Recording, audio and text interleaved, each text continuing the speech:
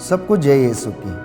प्रभु यीशु के पवित्र और सामर्थी नाम में मैं आप सबकी सलामती की दुआ मांगता हूँ। प्रियजनों, आज एक ऐसा विषय जिस पर मैं आपके साथ मनन चिंतन करना चाहता हूँ वो ये है कि ईश्वर की इच्छा क्या है। अक्सर हम लोग ये जानने का प्रयास करते हैं कि ईश्वर हमसे क्या चाहता है। तो बाइबल इसके विषय में क्या कहती है, मैं आज आपके साथ इस पर मनन चिंतन करना चाहता हूँ। थिस्सलुनीकियों का पहला पत्र अध्याय 4 पद संख्या 3 में हम पढ़ते हैं, जहाँ पर ईश्वर की इच्छा के बारे में संत पौलुस हमें बताता है कि ईश्वर की इच्छा ये है कि आप लोग पवित्र बने और व्यभिचार से दूर रहें। आप में से प्रत्येक अपने औचित्य के अनुसार अपने लिए एक पत्नी ग्रहण करे। गैर यहूदियों की तरह जो ईश्वर को नहीं जानते कोई भी वासना के वशीभूत ना हो, कोई भी मर्यादा का उल्लंघन ना करे और इस संबंध में अपने भाई के प्रति अन्याय नहीं करे, क्योंकि प्रभु इन सब बातों का कठोर दंड देता है। तो हमने पढ़ा कि ईश्वर दंपतियों से, परिवारों से और व्यक्ति विशेष से किस प्रकार की इच्छा करता है। सबसे पहली इच्छा उस ईश्वर की यह है कि आप लोग पवित्र बने, क्योंकि बिना पवित्रता के कोई भी परमेश्वर के दर्शन नहीं कर सकता है। और कहता है कि गैर यहूदियों की तरह जो ईश्वर को नहीं जानते आप लोग इस प्रकार का आचरण ना करें, क्योंकि आप लोगों को मसीह के विषय में, उनकी सेवकाई के विषय में, उनके बलिदान के विषय में, उनके त्याग के विषय में, उनके प्रेम के विषय में सब कुछ समझाया गया है। और इतना कुछ समझने के बावजूद भी यदि कोई व्यक्ति गलती करता है और अपवित्रता का जीवन व्यतीत करता है तो वह अपने जीवन में दंड अवश्य भुगतेगा, क्योंकि बाइबल कहती है प्रभु उसे अवश्य इन सब बातों का कठोर दंड देता है। आगे संत पौलुस लिखता है, क्योंकि ईश्वर ने आपको अशुद्धता के लिए नहीं बुलाया है, उसने आपको पवित्रता के लिए बुलाया है। क्योंकि वो पवित्र है इसलिए परमेश्वर ये कहता है कि तुम मेरे लिए पवित्र बनो। इजराइलियों को और आप मसीहियों को ईश्वर ने पवित्र बनने के लिए बुलाया है, क्योंकि पवित्रता के बिना कोई भी ईश्वर का दर्शन नहीं कर सकता है। इसलिए जो इस आदेश का तिरस्कार करता है वह मनुष्य का नहीं बल्कि ईश्वर का तिरस्कार करता है, जो आपको अपना आत्मा प्रदान करता है। मुझे और आपको इन तमाम बातों को सुनकर अपने जीवन में आत्मसात करने की आवश्यकता है कि परमेश्वर की इच्छा मेरे और आपके जीवन के लिए, मेरे और आपके परिवार के लिए, मेरे और आपके उद्देश्यों के लिए, हमारी सेवकाई के लिए ईश्वर की इच्छा क्या है। यूं तो बाइबल हमें अनेक बातों के विषय में बताती है, लेकिन प्रभु ये कहता है कि वो आपसे यही चाहता है कि आपका दाम्पत्य जीवन पवित्र हो, आपका वैवाहिक जीवन पवित्र हो, पति पत्नी का जीवन पवित्र हो। आप वासना से नहीं पवित्र आत्मा से संचालित रहें, क्योंकि वासना जो संसार के अनुसार आपसे कार्य करवाती है उसकी वजह से आपका जीवन नष्ट होने लगता है। तो जिस परिवार में पवित्रता है, दाम्पत्य जीवन शुद्ध है और पवित्र है, तो उनके बच्चे भी शुद्ध होंगे और पवित्र होंगे। संत पौलुस कहता है कि यदि जड़ें पवित्र हैं तो उसका फल भी पवित्र होगा, वह पेड़ भी पवित्र होगा, क्योंकि पेड़ की पहचान उसके फल से की जाती है। तो यदि परिवार में बच्चे वासना जैसी बुराइयों, नशे जैसी बुराइयों, ड्रग्स और अनेक प्रकार के व्यभिचार और बंधनों में जकड़े हुए हैं, तो इसका सीधा सा तात्पर्य यह है कि माता पिता का दाम्पत्य जीवन पवित्र नहीं है। और इसी की वजह से बच्चों के जीवन में भी यही बुराई पनपने लगती है, और जब वो बड़े हो जाते हैं तो ये बुराई उनके जीवन में ऐसे घर कर लेती है कि वह उससे निकल नहीं पाते हैं। तो बाइबल हमें बताती है, मत्ती के सुसमाचार अध्याय 9 पद संख्या 6 में हम पढ़ते हैं कि परिवार एक रिश्ता है। अब वे लोग दो नहीं हैं बल्कि एक शरीर है, एक तन, एक मन और एक आत्मा है। पुरुष अपने माता पिता को छोड़ेगा और अपनी पत्नी के साथ रहेगा। ये हम बाइबल में पढ़ते हैं प्यारे भाइयों और बहनों। अब से वो दो नहीं है, हर एक चीज पर उनका बराबर का अधिकार है। वहां पर वे लोग ये नहीं कह सकते कि ये तेरा है या ये मेरा है, इस पर तुम्हारा अधिकार है और इस पर मेरा अधिकार है। नहीं प्रियजनों, पति पत्नी के लिए अपने आप को एक दूसरे के प्रति समर्पण करने के अलावा कोई दूसरी बात उनके जीवन में नहीं होनी चाहिए। तो जब ये रिश्ता पवित्र होगा तो इस रिश्ते से उत्पन्न होने वाली चीजें, उत्पन्न होने वाले फल भी प्यारे भाइयों और बहनों पवित्र होंगे। पेतरुस का पहला पत्र अध्याय 2 पद संख्या 15 बाइबल हमें बताती है कि ईश्वर चाहता है आप अपने सदाचरण के द्वारा अनर्गल बातें बोलना छोड़ दें। मूर्खों का मुंह आप लोग यदि बंद करना चाहते हैं तो वो परमेश्वर के वचन के अनुसार आप कर सकते हैं। परमेश्वर के वचन के द्वारा ये आप कर सकते हैं। इसलिए बाइबल कहती है, सुक्ति ग्रंथ अध्याय 3 पद संख्या 5 से 6 में हम पढ़ते हैं कि तुम सारे हृदय से प्रभु का भरोसा करो, अपनी बुद्धि पर निर्भर मत रहो, सब कार्यों में उसका ध्यान करो क्योंकि वह तुम्हारा मार्ग प्रशस्त करता है। आज बहुत सारे लोग ईश्वर के वचनों पर भरोसा करने की बजाय सारी चीजों पर विश्वास करते हैं। अपनी बुद्धि, अपनी मन और अपने ज्ञान पर वे लोग तर्क करते हैं। अपने गुणों पर उन्हें गर्व होता है।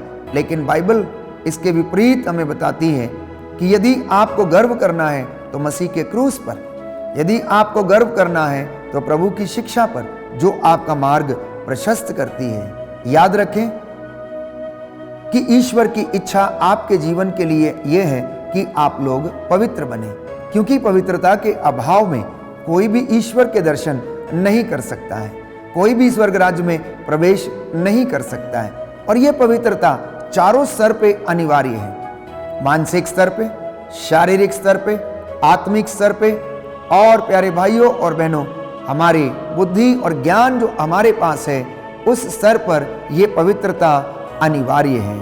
इसलिए बाइबल कहती है, लेवी ग्रंथ अध्याय 11 पद संख्या 44 में हम पढ़ते हैं कि मैं प्रभु तुम्हारा ईश्वर हूं, इसलिए तुम अपने आप को पवित्र करो और पवित्र बने रहो क्योंकि मैं पवित्र हूं।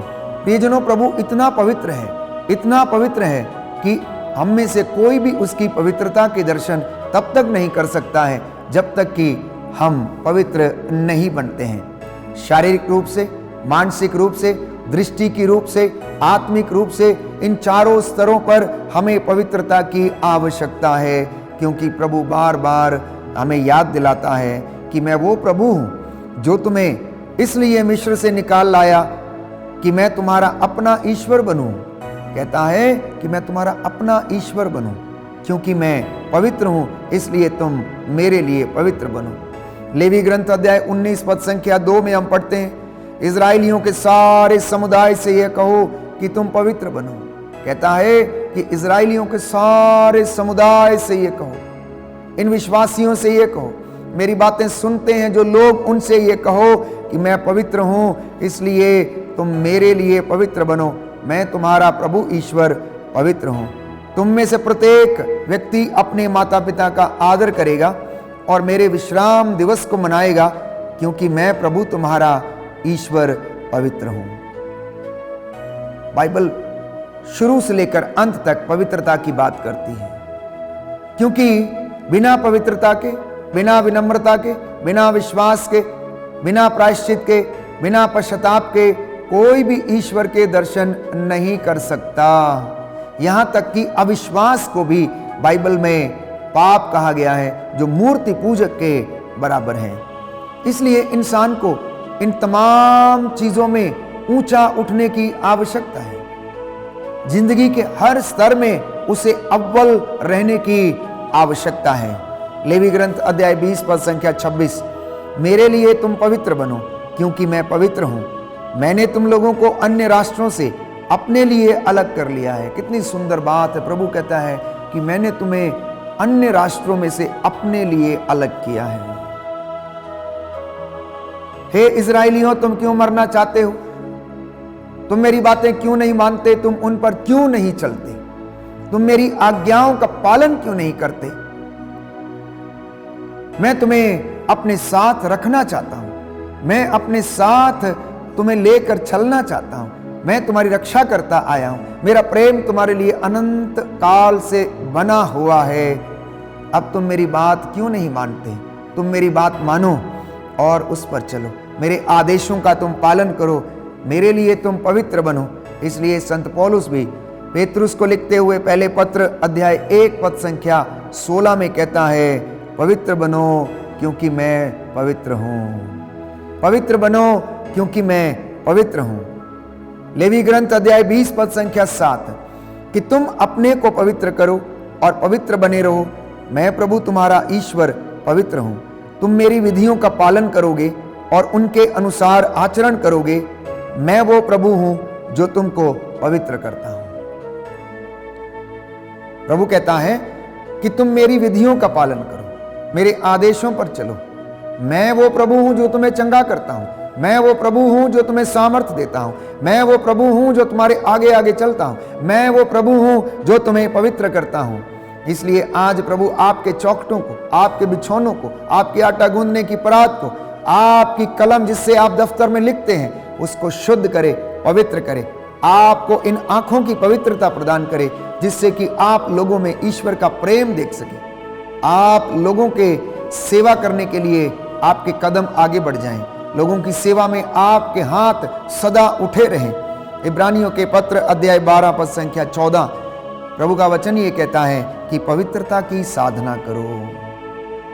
आज दुनिया अनेक प्रकार की साधना करने के लिए तैयार रहती है, तीर्थ करने के लिए जाती है, स्नान करने के लिए जाती है, अनेक तीर्थ स्थानों पर जाकर माथा टेकती है और सोचती है कि तीर्थ स्थान पर जाने से पापों का प्रायश्चित हो जाता है। प्यारे भाइयों और बहनों, बाइबल कुछ और ही बताती है। प्रायश्चित करने का सबसे अच्छा तरीका है कि अपने आप को, गलतियों को स्वीकार करना, विश्वास की साधना करना, पवित्रता की साधना करना, पवित्रता को बनाए रखने के लिए दिन रात मेहनत करना, आत्मत्याग करना, और तब जाकर आप परमेश्वर के दर्शन करने के लायक बन जाएंगे। क्योंकि बाइबल कहती है बिना पवित्रता के कोई भी ईश्वर के दर्शन नहीं कर पाएगा। फिलिपियों के पत्र अध्याय 2 पद संख्या 5 में हम पढ़ते हैं कि अगर आप चाहते हैं कि आप पवित्र बने, अगर आप चाहते हैं कि आपका शरीर, आत्मा, हृदय, मन पवित्र बने, तो आप लोग ईसा मसीह के मनोभावों को धारण कर लें। ईसा मसीह की सोच आपके अंदर हो, ईसा मसीह के काम आपके काम बन जाएं। ईसा मसीह ने जैसा अपने जिंदगी में किया, सेवा कार्यों को किया, वैसे ही आप लोग भी कर लें और उसके जैसा मनोभाव धारण कर लें, ताकि आप पवित्रता की उच्च कोटि तक पहुंच सकें और ये पवित्रता के द्वारा आपके जीवन में प्रभु की शांति और महिमा सदा सदा बनी रहे। यीशु मसीह के विषय में हम पढ़ते हैं कि यीशु मसीह ईश्वर का पुत्र था, वो स्वयं ईश्वर थे। वो चाहते तो ईश्वर की बराबरी कर सकते थे, लेकिन उन्होंने ऐसा नहीं किया। उन्होंने दास का रूप धारण किया, ईश्वर की आज्ञा के प्रति ईमानदार रहे और ईश्वर के उन्होंने बराबरी नहीं की, बल्कि ईश्वर के आदेशों और नियमों का उन्होंने पालन किया और उन्हें पूरा किया और कहा, देख मैं तेरी आज्ञाओं का पालन करने और तेरे नियमों का पालन करने के लिए मैं आ रहा हूं। इतना ही नहीं, प्रभु की दूसरी इच्छा ये है कि आप लोग पूर्ण बने। पवित्र बनने के साथ साथ आप लोग पूर्ण बने। आप में से बहुत सारे लोग बहुत सारी तपस्या करते, आत्मत्याग करते हैं, लेकिन पूर्ण नहीं है। प्रभु चाहता है कि आप पूर्ण बने। सेवा के काम आधे मन से नहीं, ईश्वर के काम आधे मन से नहीं, परंतु पूर्ण रूप से आप अपने जीवन से स्वार्थ को त्याग कर, अहंकार को त्याग कर आप पूर्ण बने, जैसा कि स्वर्गीय पिता पूर्ण है। अफेसियों के पत्र अध्याय 5 पद संख्या 10 में हम पढ़ते हैं कि पूर्ण बनने के लिए हमें किन बातों की आवश्यकता है। तो संत पौलुस कहता है, आप यह पता लगाते रहें कि प्रभु को कौन सी बातें प्रिय हैं। इसलिए हर एक दंपति को, हर एक विश्वासी को ईश्वर की इच्छा पता लगाने की कोशिश करनी चाहिए और उन बातों में अपने आप को पवित्रता की उच्च कोटि तक पहुंचाने का प्रयास करते रहना चाहिए। जब तक आपको यह पता नहीं रहेगा कि प्रभु आपसे क्या चाहता है, ईश्वर की इच्छा आपके और आपके परिवार के विषय में क्या है, तो हम में से कोई भी उनकी इच्छा को, उनके कामों को पूरा नहीं कर पाएगा। प्रभु ये कहता है, लोग जो व्यर्थ के काम अंधकार में करते हैं, आप लोग उनसे दूर रहें। गैर यहूदी जो मसीह को नहीं जानते और व्यर्थ के काम अंधेरे में करते हैं, प्रभु ये कहता है कि आप लोग दूर रहें। तो सुनिए ध्यान से, प्रभु की इच्छा आपके विषय में, आपके परिवार के विषय में यह है कि आप लोग पवित्र बने, आप लोग पवित्रता की साधना करें, आप लोग व्यभिचार से दूर रहें, आप लोग ईसा मसीह का मनोभाव धारण करें, आप लोग पवित्र बने, आप लोग पूर्ण बने जैसा कि स्वर्गीय पिता पूर्ण है। आप लोगों के जीवन में अहंकार, ईर्ष्या, द्वेष, दलबंदी और किसी प्रकार के कोई भी अवगुण ना रहें। आप लोग, प्रभु कहता है, उन बातों का पता लगाते रहें जो बातें ईश्वर को प्रिय हैं। जिस दिन आप जान जाएंगे कि ईश्वर को ये बातें प्रिय हैं, तो आप लोग अपने आप को धन्य समझिए, क्योंकि जब तक इंसान उन बातों का पता नहीं लगाता जो ईश्वर को प्रिय हैं, तो आप पर प्रभु की पवित्रता में, कृपा में आगे नहीं बढ़ सकते। तो एफेसियों के पहले पत्र अध्याय 1 पद संख्या 4 में हम पढ़ते हैं कि उसने संसार की सृष्टि से पहले मसीह में हमको चुना है, जिससे कि हम मसीह से संयुक्त होकर उसकी दृष्टि में पवित्र तथा निष्कलंक समझे जाएं। तो ईश्वर ने आपको और मुझे मसीह में सबसे पहले चुन लिया था। सर्वप्रथम हमें इस बात के लिए चुन लिया था ताकि हम पवित्र बने, हमारे घर पवित्र हों, हमारी चौखटें पवित्र हों, हमारे घर के आटा गूंदने की परात पवित्र हो। और बाइबल हमें बताती है कि अगर तुम मेरी इन बातों को मानोगे, अगर तुम मेरे आदेशों का पालन करोगे, अगर तुम मेरे नियमों पर चलोगे और विश्राम दिवस को पवित्र रखोगे, उसका उल्लंघन नहीं करोगे, तो ये सारे वरदान तुम्हारे घर में, तुम्हारे जीवन में आन पड़ेंगे। नगर में तुम्हारा कल्याण होगा, देहात में तुम्हारा कल्याण होगा, तुम्हारी आटा गूंदने की परात, तुम्हारी भेड़ बकरियां और उनके बच्चों तक को ईश्वर आशीर्वाद प्रदान करेगा। ये उसका वादा है। प्रियजनों, प्रभु का वादा जो हमसे वो करता है, वो उसे पूरा करता है, क्योंकि वो सत्य प्रतिज्ञ ईश्वर है। वो अपने वादों का सच्चा है, वो कभी भी अपने वादे से नहीं मुकरता। संत पौलुस कहता है, हम भले ही मुकर जाएं, लेकिन ईश्वर कभी भी अपने वादे से नहीं मुकरता है। इसलिए आज इस वचन को सुनने और समझने की कोशिश करें। पवित्रता हमारे जीवन में और कई ऐसे काम हैं जिन्हें करने पर आती है। परमेश्वर के 10 हुक्म हमें दिए गए हैं। एक ईश्वर है, उसकी आराधना करो, उसको छोड़कर दूसरे की आराधना मत करो। प्रभु का दिन पवित्र रखो, माता पिता का आदर करो, व्यभिचार मत करो, चोरी मत करो, झूठी गवाही मत दो, पराये धन का लालच ना करो, पराई स्त्री की कामना ना करो।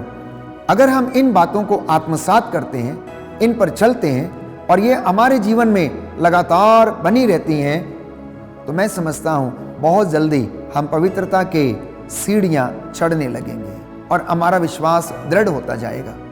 तो प्रियजनों, इस पवित्रता में बने रहने के लिए हमें त्याग करने की आवश्यकता है। We need to sacrifice, we need to love each other. हमें एक दूसरे को प्यार करने की आवश्यकता है। प्रभु के इन वचनों को अपने जीवन में और परिवार में नित्य प्रतिदिन मनन चिंतन करके आत्मसात करने की आवश्यकता है, क्योंकि मसीह लोग विशेष लोग हैं, साधारण लोग नहीं हैं। और इसके विषय में बाइबल कहती है कि प्रभु ये कहता है कि मैंने तुम्हें मिस्र की गुलामी से छुड़ा लिया, मैंने अपने बाहुबल से और अपने दाहिने हाथ के सामर्थ्य से तुम्हें फिरौन की गुलामी से आज़ाद किया, क्योंकि मैं तुमसे प्रेम करता था और अब भी करता हूं और करता रहूंगा, और मेरा प्रेम अनंत काल तक बना रहता है। इसलिए प्यारे भाइयों और बहनों, कभी कभी हम लोग घबरा जाते हैं कि हमें इन तमाम बातों को अपने जीवन में करना पड़ता है, इन कष्टों को सहना पड़ता है। ये कष्ट हम सह नहीं सकते, उपवास हम कर नहीं सकते, घुटनों पर हम आ नहीं सकते। क्यों? क्योंकि हमारे शरीर को कष्ट होता है। तो बाइबल ये कहती है, प्रकाशना ग्रंथ अध्याय 2 पद संख्या 10, तुम्हें जो कष्ट भोगना होगा उससे मत डरो। शैतान तुम्हारी परीक्षा लेने के लिए तुम लोगों में से कुछ को कैद में डाल देगा और तुम लोग 10 दिनों तक संकट में पड़े रहोगे। तुम मृत्यु तक ईमानदार बने रहो और मैं तुम्हें जीवन का मुकुट प्रदान करूंगा। क्योंकि प्रभु ये कहता है, वो मुकुट जो अनश्वर है, वो मुकुट जो महिमा का मुकुट है, उसे कोई छीन नहीं सकता, वो कभी नहीं मुरझाता है। मैं तुम्हें वो महिमा का मुकुट प्रदान करूंगा।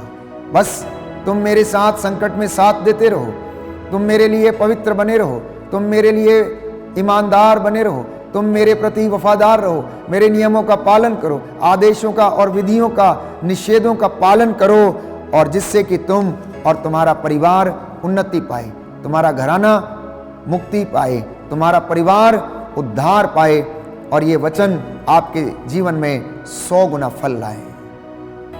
तो मैं समझता हूं कि आज के दिन में प्रभु ने हमें इस बात पर मनन चिंतन करवाया है कि ईश्वर हमसे क्या चाहता है। पवित्रता, विनम्रता और विश्वास से परिपूर्ण होना और परमेश्वर के जैसे बनना, ईसा का मनोभाव धारण करना, ये ईश्वर की इच्छा है। आइए हम इसे अपने जीवन में, परिवार में पूरा करें। आमीन।